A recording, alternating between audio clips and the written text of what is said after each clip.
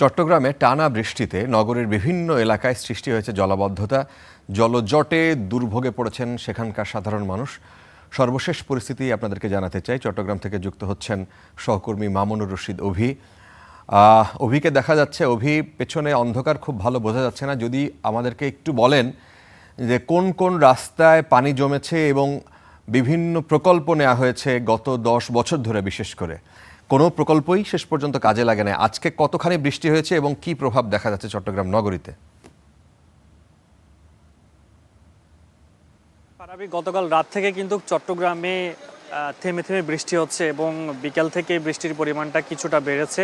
ফলে যে সমস্ত নিচু এলাকাগুলো রয়েছে নগরীর, আগ্রাবাদ, কাতালগঞ্জ সহ যে সমস্ত নিচু এলাকা, সেই এলাকাগুলোতে পানি উঠেছে সড়কের মধ্যে। ফলে মানুষের যে যান চলাচল সেটি কিছুটা ব্যাহত হচ্ছে এবং যানবাহন এই সড়কগুলো দিয়ে যাওয়ার সময় নানা সমস্যার মধ্য দিয়ে তাদেরকে যেতে হচ্ছে। ফলে স্থানীয় বাসিন্দা যারা রয়েছেন তারা অনেক বেশি ক্ষোভ প্রকাশ করছিলেন যে চট্টগ্রামে একদম প্রধান এবং অন্যতম যে দুঃখ বলা হয় সেটি জলাবদ্ধতা, এবং এই জলাবদ্ধতার কবলে পড়ে অনেক মানুষের প্রাণহানিও ঘটেছে বিভিন্ন নালায় পড়ে।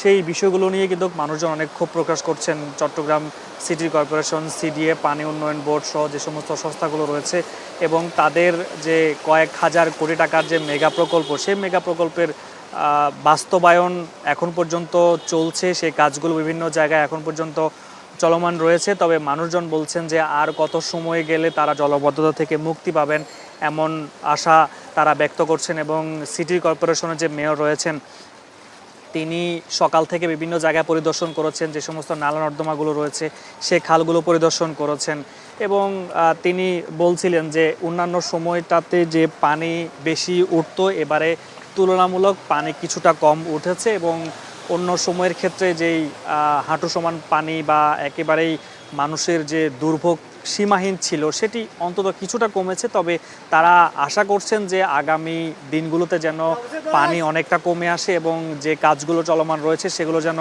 আগামী যেই সময় নির্ধারণ করা হয়েছে সেই সময়ের মধ্যে শেষ করা হবে, মানুষজন জলাবদ্ধতার হাত থেকে মুক্তি পাবে, এমন আশা পুরো চট্টগ্রামবাসীর। ফারাবি। মামুনুর রশিদ অভি জানাচ্ছিলেন চট্টগ্রাম থেকে। অনেক ধন্যবাদ আপনাকে।